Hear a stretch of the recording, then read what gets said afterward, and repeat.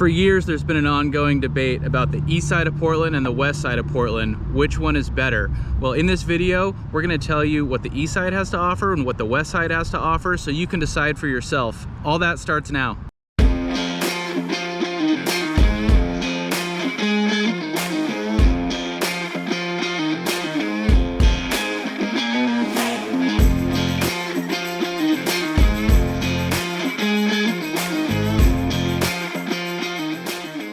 Hey everyone, Seth Marchant and Paul Klim here with the Home Team Brokers. Welcome back to the channel, or if you're new to this channel living in Oregon and you want to see more about what it's like to live in Oregon, make sure and hit the subscribe button, tap the bell, that way you'll be notified every time we drop a video, which is twice a week. And if you're somebody that's thinking about moving to Oregon, as real estate brokers, as much as we like to make these videos, we also really love to help people move here. So if you're one of those people, you can call us, text us, email us, or even click the link below in the description if you want to schedule a Zoom call with us in our calendar. No matter how you get in touch, we've got your back when it comes to moving to Oregon. All right, so east side, west side, which one is better? Both sides have a lot to offer. We're going to talk about some pretty broad topics, and we're covering a lot of area geographically. So obviously there's a ton of nuance and a lot of exceptions to a lot of the things that we'll be talking about probably, but there has been an ongoing debate for years about the east side, the west side, which one is better. And I think it really probably at the end of the day comes down to who you are, your circumstance, and what you're looking for. So that's what we want to describe in this video, is what each side has to offer and which side might suit you best. You know, if you're young and single, if you have a family, if you're older, nearing retirement, or retired, obviously there's considerations that are going to be different down the line. And I think probably on the east side and the west side of the river, you can mostly find what you're looking for, but there are a lot of distinct differences. Yeah, and so the river, like you mentioned, which is just sitting here right behind us, the Willamette River, divides Portland and sort of creates this natural divide between the east side and the west side. And the east side was the originally developed. That was the part of Portland that was first initially developed with the suburbs. And so the west side is going to be a little bit newer. The east side is going to be a little bit older. The east side originally being developed about 120 years ago. The west side being developed more like 50 to 70 years, kind of more like mid-century. So those are kind of going to be the things that make a distinct difference between the two sides. Yeah, you have kind of topographically a pretty big distinction, where downtown Portland is on the west side of the river, right on the Willamette River. So you have downtown and then northwest Portland in the Pearl District, very urban setting. Back just behind downtown Portland, you have the Tualatin Mountains, or the West Hills is what they're more commonly referred to. And when this area was originally settled, you know, they weren't developing, you know, up in the hills, you know, up into elevation, aside from just kind of the foothills right up above downtown. But you go up and over the West Hills, you get into the Tualatin Valley, which is Beaverton, Hillsboro, that area. But on the east side of the river, this is where the Willamette Valley starts. So, you know, in from the river and out, you know, a couple hundred blocks on the east side, aside from a few different hills where like Mount Tabor is, for example, it's mostly river valley. So it's more flat, it's more sprawled, and, you know, would have been much easier to develop when the area was originally settled. So you have kind of the downtown, more urban area, and then you have the original developments right there on the east side. All right, so now that we kind of understand how those areas are separated out and you know, geographically, topographically, what they look like, what are some of the differences between the two sides? Let's first start with food and shopping. Yeah, food and shopping. So food and shopping, you know, Portland is really world-renowned, right, for our food, for our restaurants, the culinary scene here, and some of the talent that we attract in the industry here. And a lot of those people are on the east side, in like southeast, northeast Portland, North Portland. And so a lot of really the best restaurants that you're going to find are going to be on the east side. A lot of those kind of like iconic, like hipster type of restaurants that maybe you hear about, like if you watch that show Portlandia, all that kind of stuff is mostly going to be centered around the east side. That's also where you have a lot of your biggest food cart pods. And I say pods because around the suburbs, you getting outside of Portland, you know, it has become more popular to have food carts, and you'll find places like where we're at right now in Milwaukee. They've got like half a dozen food carts, but you have these like more massive like food cart pods in East Portland where you'll have like 20 food carts, you know, or 30 food carts. So that's like where the real food cart scene is, over on the east side of Portland. So some of the best food and some of the best restaurants that you're going to find are going to be on the east side. Yeah, I think the east side of the river overall has a higher quantity of great restaurants, these great kind of, you know, really renowned, you know, award-winning restaurants, and primarily because in particular Northeast and Southeast Portland, you have these different districts like along Hawthorne and Division and in Selwood and in St. John's and down the line, where there's a ton of little independent restaurants and shops as well. Whereas on the west side, if you're looking at more of the urban area, downtown, Northwest Portland, Northwest District, and the Pearl District, these do have a lot of really great restaurants and maybe some of the highest rated restaurants in Portland. But there's probably it's a little bit. That would be like maybe where like your fine dining would be. Like yeah, downtown Portland? Yeah, so I think downtown you're gonna have... I don't know if there's a better way to put that. Yeah, a little bit nicer, a little bit more expensive restaurants. You know, you wanna maybe put on a collared shirt or dress up a little bit. You know, more so than a lot of the great restaurants on the east side that even though, you know, the prices may not reflect it all the time, they're a little bit more casual as far as the dining experience overall. But, you know, either way, Portland proper, you know, this area on the east side and then the downtown areas on the west side, you know, great food, great dining. I think when you get out into the suburbs, both west and east, in particular on the west side, probably at a higher volume, you get a lot more strip malls, a lot more shopping centers, a lot more you know, fast food chains, national chains, things like that. And there are some great independent restaurants on the west side, in particular in Beaverton, Lake Oswego on the west side. But on the east side, it's primarily within Portland proper where you're going to get the best restaurants at the highest volume. Shopping as well. I mean, you know, we got malls, we got, you know, from, you know, big shopping malls to down to independent stores. So I think there's a distinction there as well. Yeah, so with the shopping, as far as shopping, we have a handful of malls here. We have Pioneer Place, which is on the west side in downtown Portland. You have Washington Square, which is in Washington County, also on the west side. And then the east side, Clackamas has the Clackamas Town Center, so that's kind of southeast. Northeast used to have the Lloyd Center, but the Lloyd Center Mall has since closed, and it sounds like you mentioned they're turn that into a Home Depot. Yeah, there's definitely some rumors circling around what that's going to be developed into. I think a lot of it is going to be torn down. It's a huge, you know, campus, you know, as far as the footprint of the mall itself, but I have heard they are going to put in a Home Depot there, which is great because that part of town, you don't get as many of these big box stores that you would need for kind of your day-to-day, you know, like your Home Depot and Lowe's and things like that. So definitely great to have in an area like that. I suppose we have Bridgeport as well too, also on the west side. Yeah, I think overall the west side is going to take the cake as far as shopping goes. Yeah. When it comes to, like, you know, your typical retail, clothes stores, things like that.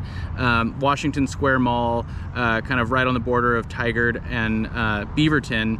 And then you have Bridgeport, which is a big open air mall developed about 20 years ago, really popular place, great movie theater. And then way out on the edge of Beaverton, just before you get to Hillsborough, you have the Streets of Tannisbourne, which is just like Bridgeport. It's a little bit smaller, but really nice, you know, outdoor shopping mall. And you don't get nearly as much of that on the east side. Even, you know, the mall in Portland, Pioneer Place, is downtown Portland. It's on the west side. Although if you're in, you know, these neighborhoods in Southeast Portland, Northeast Portland, North Portland, it's probably going to be more convenient to go into downtown to Pioneer Place than it would be to get out to Clackamas Town Center. Clackamas Town Center would be more like if you're in, you know, Milwaukee, Clackamas, Happy Valley, even Oregon City. Yeah. So I think that people on the east side are probably having to travel a little bit more for their shopping.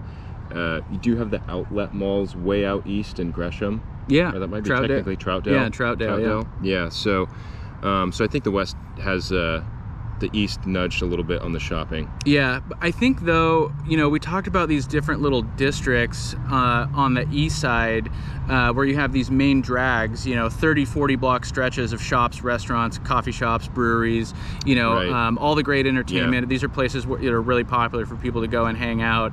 These streets are lined with small independent shops.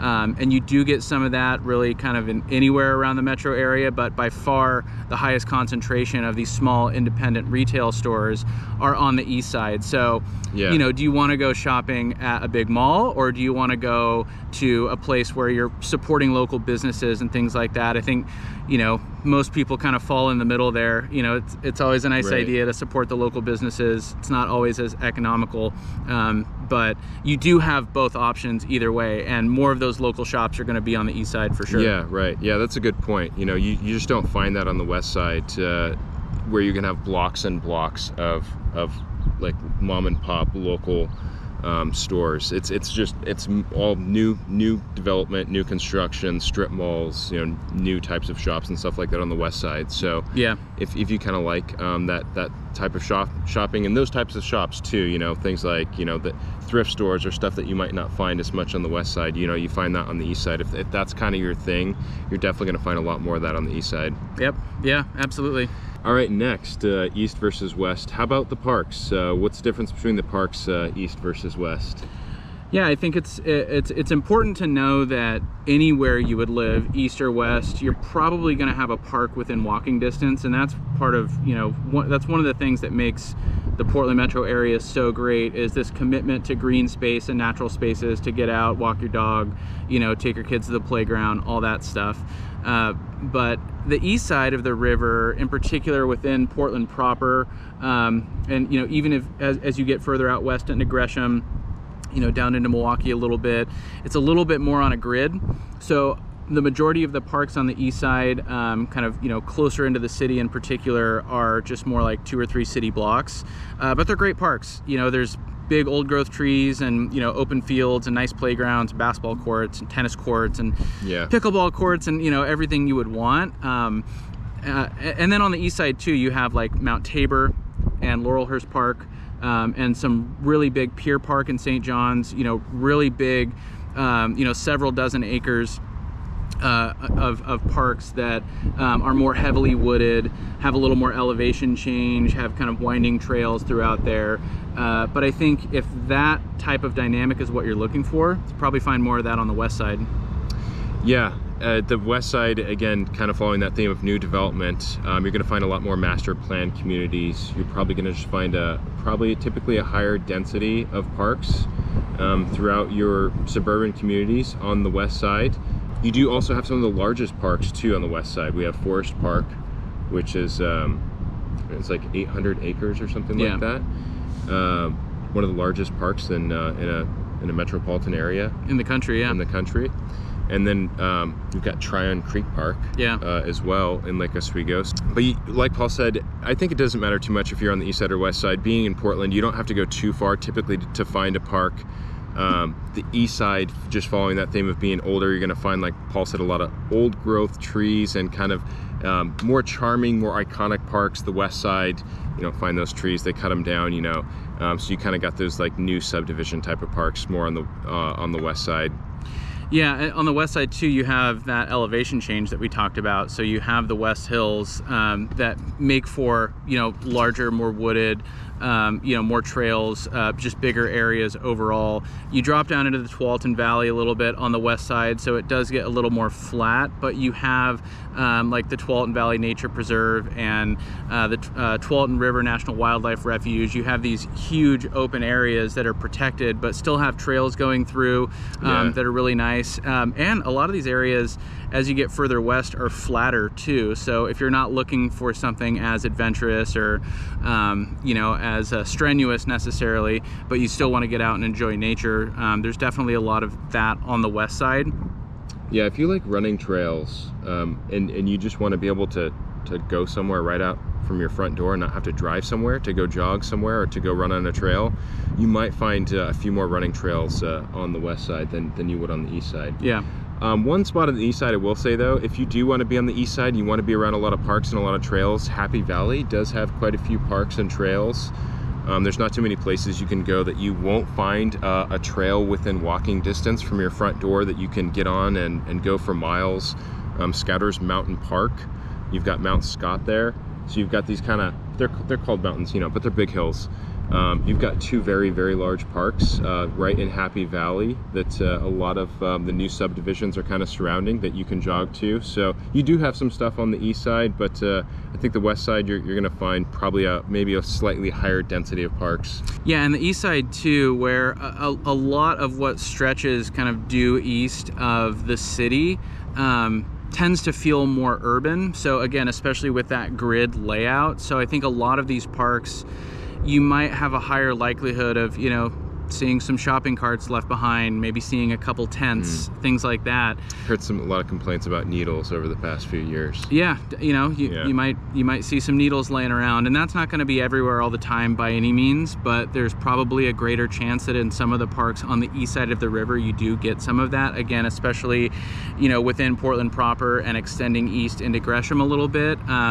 You know, even down into Milwaukee, or like Seth said, Happy Valley, or like down into Oregon City, you know, it's going to be you know, much less of a urban setting, and it's going to you know, probably you'll probably see less of those things. Yeah. So you know, and that's something that you can get with us on if you have questions about, you know, what are some of the parks that you know, maybe those things you might see a little bit more often. You know, you can come get with us, you can message us, and we can kind of talk to you a little bit about that. And that's a good point too. I mean, that's not something you typically see on the west side as much. Yeah. But on that note too, I mean, we're at a really great park right now. Yeah. On the east side in Milwaukee, Bay Park. Yeah, right on the river here.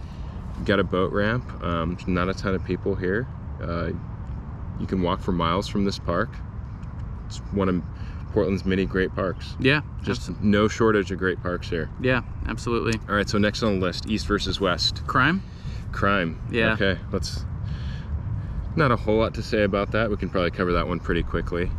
Yeah, you know, this is a topic that, you know, as realtors, we're not going to dig too much into necessarily, but obviously there's resources online, there's conversations that we can have based on what your priorities or your preferences are, as far as safety, crime rates, things like that.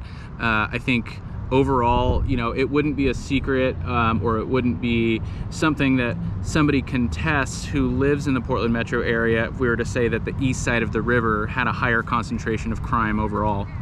Yeah. You know, one tool that our local newspapers, the Oregonian, they have a website, OregonLive.com. They have a bunch of data on this stuff. They have a couple maps that help you kind of break down some of the crime in the Portland area. So I would just Google search Oregon Live and crime or shooting map or something like that, and that'll kind of give you an idea of where most of the crime is going to be. Again, it's something, you know, if you have questions, you can get with us on, but you're not going to have to do too much digging before you kind of see it. There is more crime going to be on the east side. Now, it's not necessarily everywhere on the east side, and it really wasn't a thing up until a couple years ago, quite frankly. I think before 2 years ago, you know, before COVID and everything that came along with that, crime wasn't something that people were really worried about too much in Portland, really anywhere in Portland. Now it is something that you see a little bit more, so now it's a little bit more part of the conversation, you know. So if that's something that's a concern, you can get with us on that. Yeah, and it's not to say that you wouldn't be safe on the east side of the river, and it's also not to say that there's no crime on the west side of the river. You know, again, there's exceptions to this, but if we look at the highest concentration of crime, property crime, violent crime as well, over an extended period of time, 6 months, 18 months, whatever it is, you're going to see more of that on the east side of the river. And you know, there are things that come along with being in more of an urban setting, and a lot of the east side of the river is more of an urban setting, where especially on the west side, you know, once you get up into the hills and over the hills, you know, into Beaverton and other areas on the west side, it's much more suburban, so you have a much higher concentration of you know, just kind of suburban type living. Yeah. Where you don't maybe attract as much of kind of the criminal elements that, you know, may take place in more of an urban setting. That, you know, is with the exception on the west side of downtown, probably, you know, downtown and Chinatown and Northwest, being on the west side of the river, but probably an area that has a little bit higher concentration of crime as well. Yeah, so if that's something, you know, if that's something that you know you're really concerned about, you can definitely get with us on that. We were at a park yesterday, and Katie bumped into an old workout friend, and we're out in the burbs a little bit, and she used to live next to us or near us, and she moved to Southeast Portland and had just moved back, and that's why we bumped into her at this park. She had just moved back to where we live out in the burbs, and she mentioned that one reason why they had moved back out of Southeast Portland was because she got tired of explaining to the kids, you know, what the fireworks at night were. You know, obviously you don't want to call it gunshots because that's scary for a little kid. So she said that was kind of the tipping point for them, is having to explain the fireworks all the time, you know, to the kids, and that's what really, you know, sent them, you know, back out of Southeast Portland. So, you know, that's Southeast Portland's great. You know, I grew up around that area. It's I think one of the best places in the country to live, but you know, they've struggled with some crime lately, and that's, you know, it's kind of not a secret. So if that's something that you're really worried about, like I said, we can kind of point out where those areas are to you. Totally. All right, next on the list is things to do, which is obviously a little ambiguous and a broad category, and I think this is really where, if you're evaluating Eastside versus Westside, you have to look at it through the lens of, okay, are you, you know, young professional, single, you know, like to go out on the weekends, you know, is it a family, you know, do you have kids, or are you older, you know, retiring, you know, and everything in between. And so I think, you know, if you look at the west side and the east side, there's a ton to do, you know, from outdoors to indoors, you know, community activities, bars, restaurants, fine dining, casual dining, shopping, all that stuff that, you know, that we've talked about to some extent. But, you know, you are going to get, I think, some differences between east and west overall. Yeah, east, being older, like we've mentioned so many times throughout this video, you're going to find more culture. Like Paul mentioned with the shopping, you know, you're going to find more of those locally owned mom and pop shops. You're going to find some of the best restaurants, you know, going out is part of a thing to do. So kind of falling in line with that entire theme, you know, the east side, you're going to find just more walkable stuff, more things that kind of fall in line with the urban culture, more things like block parties or first Thursday, last Thursday, which is, I'll maybe let you talk about that. Yeah, I've only gone to a few times, first Thursday, last Thursday, but it's, you know, this amazing like multi-block party, like it's just something that you wouldn't see on the west side.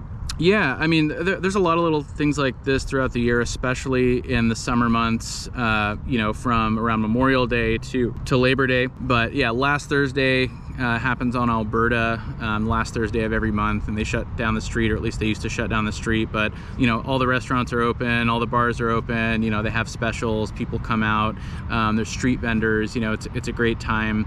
There's also First Thursday, which is in the Pearl District, so technically that's on the west side of the river, but more of an extension of kind of that urban area from the east side than the rest of the west side, which tends to be more suburban overall. But you get different things like this on the east side throughout the year. The Mississippi Street Fair, super popular. They shut down Mississippi Street, you know, similar to last Thursday on Alberta. So you get more community events like this that I think draw in a lot of people from outside of the area in particular. But you also, you know, in a lot of the parks on the east side, you do have like movies in the park and concerts in the park and things like that in the summer as well. So there are a lot of events and a lot of things to do throughout the year. I think being in more of an urban setting for the most part, with the exception of like a Happy Valley, Milwaukee, Oregon City, some of these more suburban areas on the east side, you are going to more likely be in an area where you can walk to your coffee shop, you know, you can walk, you know, and go get drinks or go get dinner, go shopping, things like that. You're not going to get nearly as much of that on the west side. Yeah, I think that's kind of the overall theme for the east side, is you're just going to find more culture, more walkable things, more things to do, just probably kind of in general. The west side being newer and maybe kind of catering more towards maybe families, you tend to have more like family fun centers, on the west side. You know, the what you would consider like a family fun center on the east side usually consists of like a bowling alley and arcades, and it's usually like retro arcades, probably not a nickel anymore, but you know, these old school arcade games, whereas the west side family fun centers is more like putt-putt golf and laser tag and rock walls and bumper boats and go-karts and stuff like that, top golf. So you've got more of these like newer modern types of family fun centers over on the west side. Lots of movies in the park and concerts in the park too on the west side. I think the west side probably leans on those movies in the park and concerts in the park a lot, because there maybe aren't as many things to do on the west side as the east side. You just don't have those like big block parties and last Thursdays and first Thursdays and all that kind of culture. So I think the movies in the park and concerts in the park is pretty popular for being out in the burbs on the west side, again because there's not as many things to do. I don't know, do you guys ever go to movies in the park, or is that big kind of where you're at? I know it's big where we're at. People are always like anticipating that. Yeah, it's funny because like we've come over to the east side to do movies in the park, and it's great, you know, ton of people there, really good time, you know, food carts and vendors and things like that. It seems like, you know, the one that I've gone to on the east side draws people in from all over the metro area, whereas say like a movies in the park on the west side, you're probably just going to draw people in from like walking distance. So it's like you're going to be like with your neighbors. Yeah. Whereas a lot of the stuff on the east side, be it like a movies in the park or concert, or even like, especially like the street fairs, you're bringing in people from within, you know, 25, 30 miles all over the metro area that are coming in for that event. So, you know, a lot of these places on the east side are kind of a destination that people come to. So it's going to be a little bit busier, a little more crowded, whereas probably a lot that you get on the west side, a little more kind of community oriented when it comes to like the immediate neighborhood or community. Yeah, that's a good point. Yeah. Over on the west side, movies and park that I've been to, you see a lot of people just walking from down the street to the movies in the park. So I think east side is probably overall maybe going to have maybe a little bit more to do, more culture. West side is going to be kind of some of that entertainment that comes with like the new development.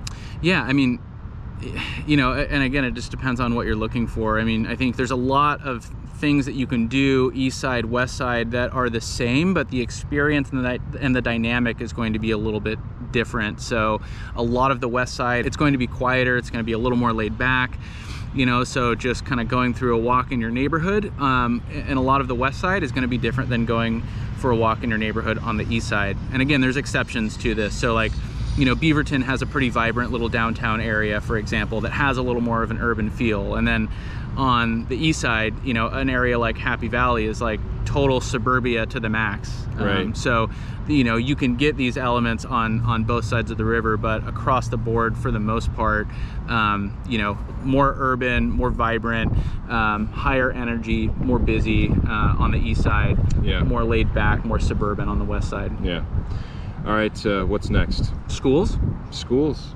So this is another thing that we generally don't dig into too much necessarily as realtors, but again, these are still conversations that we can have, and there are resources that we can point you to. I think if you look at school ratings, if we speak generally, you tend to get higher rated schools on the west side than on the east side. And I think there might be a lot of different reasons for that, but generally in more of an urban setting, in areas that maybe have a little bit more poverty, a little bit more crime, a little bit more homelessness, you know, unfortunately, those elements do kind of trickle to, you know, the school ratings. You know, has to do with funding, has to do with the community support. Yeah. And there are because school funding comes from property taxes too, right? So exactly, that's going to impact things as well too. So depending on how much property tax is collected in an area, that's going to impact how much a school is funded too. Yeah, and you know, you might have a higher concentration in some urban areas of, you know, where, you know, kids aren't necessarily being raised in, you know, the best environments. That can lead to behavioral issues, that can lead to issues in the classroom, that affects other students, that then affects test scores, which is another big thing, you know, that they rate schools on. So, you know, from my perspective, if you look at school ratings on the east side and see worse school ratings, I don't think that necessarily means that the education is worse or that the schools are worse overall. I think you really have to dig into this on a case-by-case basis. Yeah, and some of those online ratings that you're looking at too, you can really find a really wide variation between the ratings, because it's, you know, everybody's got a different algorithm or a different formula for how they rate a school, you know, and so you can aggregate data in lots of different ways to come up with lots of different ratings, you know. So some websites will have one school rated as a B+ and another will have the same school rated as a D. So I wouldn't, on that point, I probably wouldn't trust everything that you see online as far as ratings. Totally. You know, kind of getting to your point, I think, what you're alluding to here. And the good news is you can find good schools pretty much anywhere throughout the Portland area. You're probably just going to, there's going to be a few more better schools on the west side. But if you're on the east side, you know, that doesn't mean there isn't any good schools. Or if you're wanting to move to the east side, doesn't mean there isn't any good schools over there. But that's something that you can get with Paul and I, you know, if you have questions specifically about that or questions about schools specifically online. Again, don't trust the ratings. Paul and I are probably going to be able to weigh in better on a school as far as the ratings that you would read online. You know, so get with us on that if you have questions about schools. Yeah, the west side also has a higher concentration of private schools as well. There is like Central Catholic, LaSalle, you know, there's definitely some private schools on the east side as well, but more private schools on the west side. There are some private schools downtown as well, so I think that is what, you know, draws, if you look at, you know, more being on the west side, there are a lot that are actually downtown, so in more of an urban setting, not more in that suburban setting. But I think on the east side, there's going to be a higher percentage of schools that you probably wouldn't want your kids to walk or ride their bike to. That's going to be a much more common dynamic on the west side, you know, walk a few blocks to your school, ride your bike, whatever it is. But it comes down to kind of what your priorities are probably overall, and in the type of environment you want to live in, and you know how the schools are just going to be part of that. If you have kids and you're raising kids, I think on the east side you're probably going to get a little bit more diversity. On the west side you're probably going to have it's going to be a little more homogenous, you know, as far as you know, just, you know, being more suburban or being more urban. You know, there's you know, different dynamics, again, more diversity in more of an urban area typically. Yeah. Any more questions on schools? Like we said, message, call, email, however you want to get in touch. Yeah. All right, next on our list. Let's talk about houses, baby. Let's talk about houses. That's what we're here for.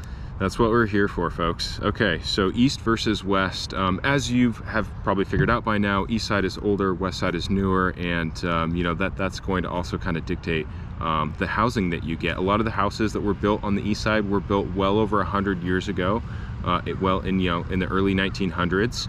You're gonna find like a lot of Tudor like style houses, and with that, you know, there's a lot of houses that have been really well maintained throughout Portland too. So if you like those kind of charming 100-year-old houses, you're definitely going to be able to find that on the east side.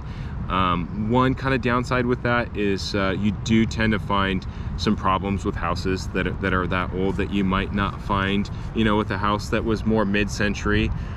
Whether it's lead paint or asbestos, you know, or whatever it may be. So sometimes it can be trickier trying to find a house that's that old and something that's going to be in good shape and pristine, maintained. Yeah. But you won't find that really on the west side. I mean, you can find just about anything anywhere, but you know, for the most part. But you're really not going to find many of those houses on the west side. So east side is going to be a lot of houses built in the early 1900s, and the west side really didn't start developing too much until the 50s and the 60s and the 70s. And like Paul said, they started developing into the West Hills, West Portland, and then beyond the hills out into Beaverton towards the coast, once you start getting a little bit flatter out that way.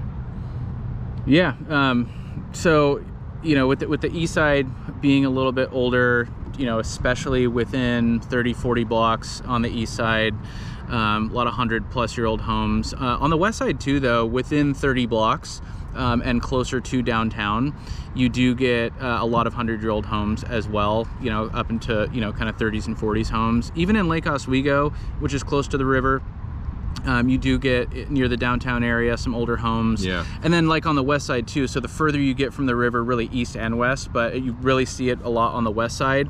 The newer the houses get, the further you get out. But you know, you get a little bit further out west, you bump into Beaverton, right around downtown Beaverton. You do have some 100-year-old houses there because that was a small little standalone town. And you get further west into Hillsboro. Downtown Hillsboro has a lot of 100-year-old homes as well. So you can get some older homes the further you get out to some degree. Same goes for Milwaukee, even out to Gresham, Oregon City. These little suburbs, which were, you know, once standalone little towns, you do have kind of an old town, downtown type area. Yeah. But by and large, the further you get really east and west, you do get newer homes, although you see it more on the west side, starting at about, you know, 40-45 blocks west.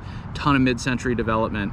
And what's really cool about these neighborhoods and these homes is obviously the mid-century style is really popular and a lot of people gravitate toward it. Yeah. So you have a lot of these architectural elements and design elements that people have kind of kept intact over the years. So they've kind of retained or maintained the integrity of that mid-century style.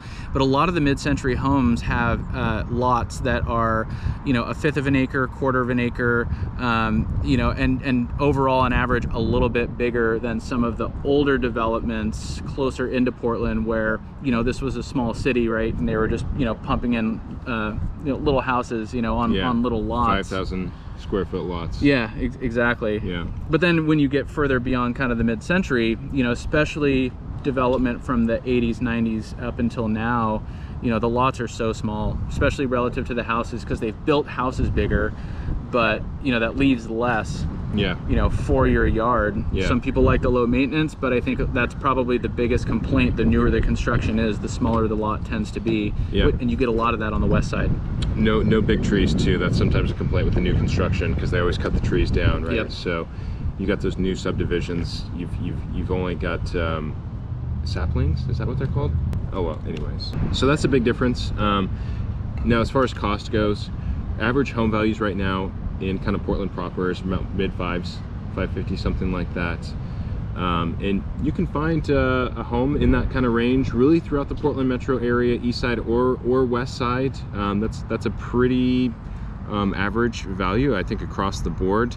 Once you start getting into the newer construction though, newer homes tend to be a lot bigger. You know, that's where you'll find the homes that are 2,500, 3,500 square feet. That's when you kind of start to find the average ranges get up into the 600s and 700s. And so with that new construction in places like Beaverton, looking at new construction on the east side, most new construction is going to be in Happy Valley. If you do want some new construction, but you are going to be on the east side, that's when you kind of start getting up in the 600s and 700s. But overall, Portland proper, you're looking at about like 550 for your average home value.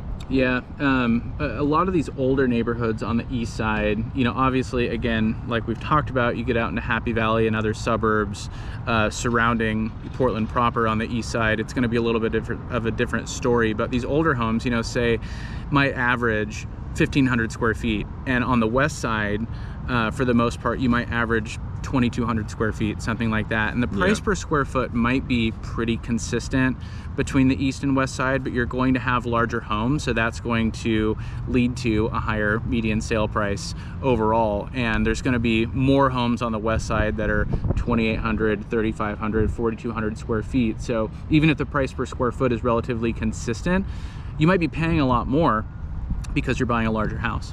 Right, you're spending more because you're buying a larger house. Yeah. That's one thing I think sometimes people like to look at average housing costs and look at what houses cost in the 50s or the 60s or the 70s and compare them to housing costs today and factor in inflation. But one thing that people don't tend to talk about as much is all the houses that were built in the 50s and 60s and 70s. They were typically 1,500 square feet, you know, whereas the average house built today, you know, is going to be closer to 2,000 square feet, low 2,000s, 2,200 square feet. So more square footage, if the price per square foot is the same, you know, is going to cost more money. So that's where you kind of get into like those new construction out in the burbs. You're going to find that homes do tend to be more expensive out there. Not necessarily because it's more per square foot as much, but because you're just buying a bigger house. Yeah, and you can get new construction on the east side, and new construction on the east side is probably going to be a higher cost per square foot, because generally the east side is a little more expensive overall. People like these areas because they do offer so much, as far as, you know, just the culture, the bars, the restaurants, the breweries, all that stuff. Like true Portland, by and large, northeast, southeast Portland, you know, you get all of that. But as far as the new construction, all of this area has been developed for so long. There's a lot of older homes that, you know, will be torn down, and they'll put up one or two new homes. So you'll drive through these neighborhoods and you'll see, you know, a ton of little bungalows and, you know, 120-year-old homes. And then you'll see a new construction, you know, just kind of smattered throughout. So you can get that, but it is, you know, you don't get new developments mostly on the east side until you get much further east into Gresham or into Happy Valley, or, you know, down into Oregon City. Yeah.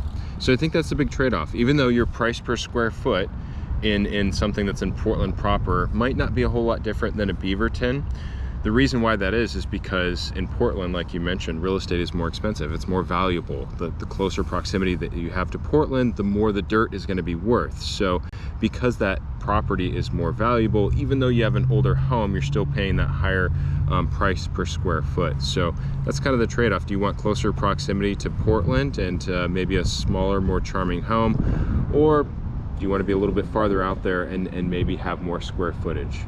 Yeah.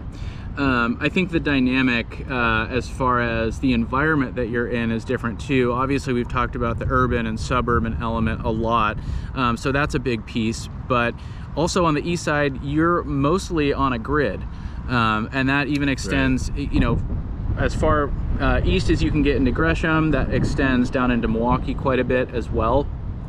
So how far east can you go? Like 180th, something like that, 200th? I mean, we're talking like 200 blocks. Oh yeah, no, maybe like 250 blocks. 250 yeah, blocks, even, you know, getting all the way out to like Wood Village, Troutdale, that area. Yeah, it's so much of it is on a grid, and that's fine. And you do get some little developments or areas where there's a little elevation change and the streets wind a little more together. In fact, some of the most iconic neighborhoods in Portland, kind of close in on the east side, are like Eastmoreland and Laurelhurst, and Irvington and Grant Park.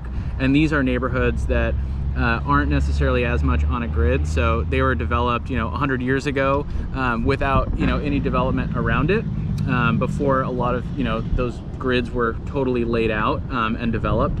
But on the west side, I think it's, you know, just, you know, because you have so much elevation change, you can't really put, you know, the developments in the houses just purely on a grid. Right. You know, so you have to wind up and down a hill, you know, you have curvy streets. It's really easy to kind of be driving around Southwest Portland, or a lot of Northwest Portland, or even, you know, out to Beaverton and Tigard, a lot of these areas on the west side, Lake Oswego.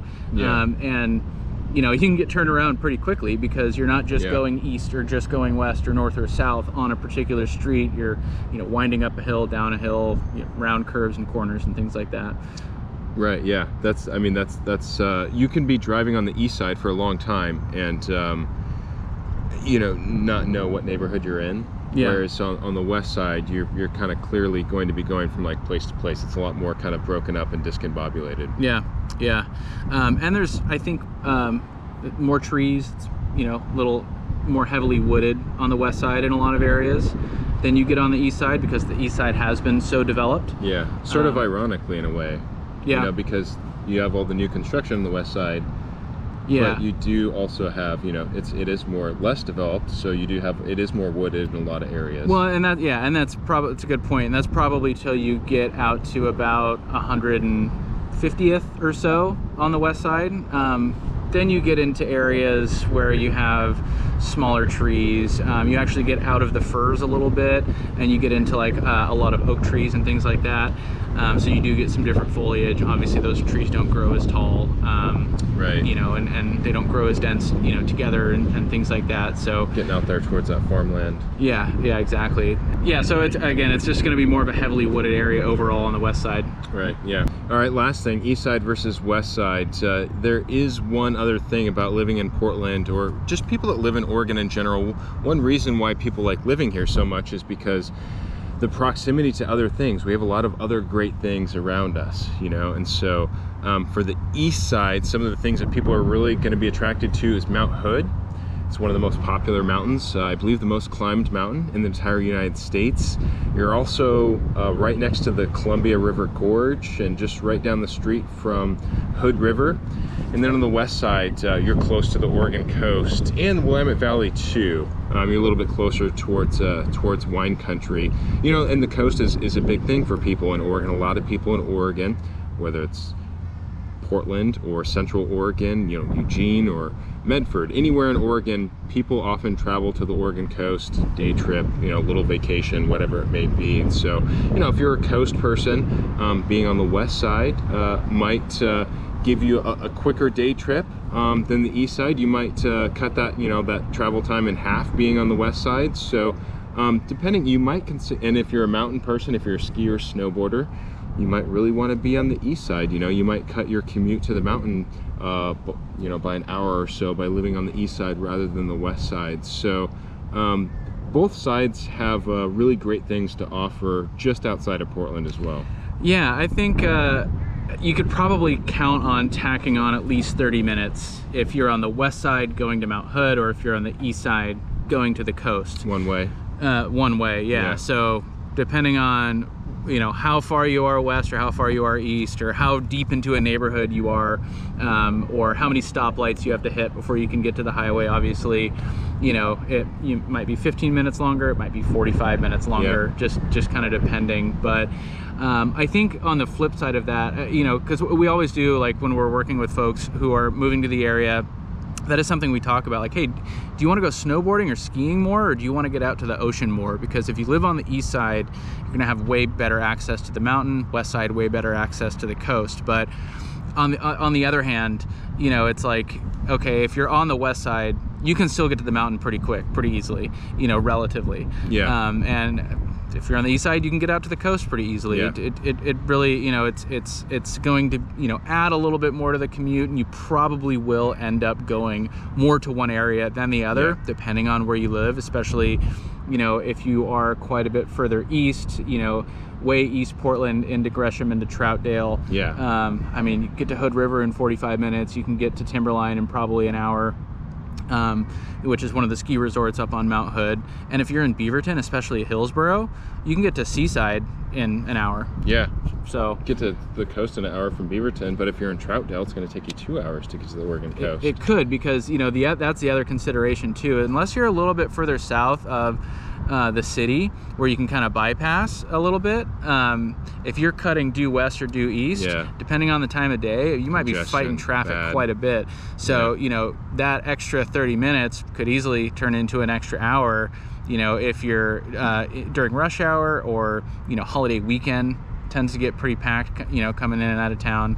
But, you know, point being is that, you know, we do have these great things to get out and go see very close to Portland. Yeah. And really, regardless of where you live, you're going to be able to get to the mountain, get to the coast yeah. very easily. Depending on where you're coming from, you might not even have an ocean, you know, bordering your state. You know, you might not have a mountain range where you can get up and go skiing, you know, or you have to drive 5-6 hours. You know, obviously we're very lucky in that way. Yeah, yeah. So it's, you know, not a factor for a lot of people, probably not going to the coast or the mountain frequently enough. But if you are somebody that really wants to spend a lot of time at the coast, or if you are a snowboarder or a skier and you don't sorry.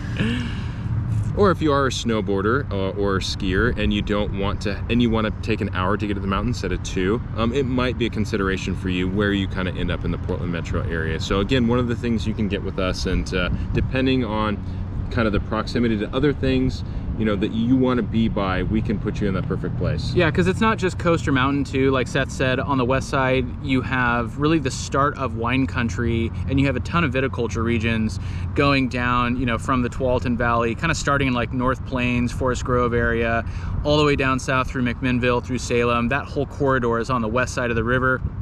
And on the east side, you have like the Clackamas River, you have Sandy, you have more lakes, you know, more rivers to float, more lakes to fish, go boating, things like that. You're gonna have a little bit more of that on the east side as well. So yeah, sure. Yeah, there's a lot of little, you know, kind of subtle differences and nuances as far as what you can access kind of in your, you know, immediate region and just outside of it.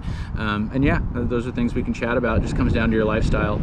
Yeah, so if you're thinking about moving somewhere in Oregon, you can call us, text us, email us, or if you want to schedule a Zoom call with us, you can click the link below for our calendar. And if this video helped you, give us a thumbs up. And if you want to see more videos like this about what it's like to live in Oregon, make sure and hit the subscribe button and tap the bell so that way you get notified every week when we drop a new video. Feel free to comment below too if you want to leave a comment and weigh in on your thoughts or your questions on East versus West in Portland. We'll respond to those comments. We appreciate you watching. All right, take care, everyone. We'll talk to you next time. Bye.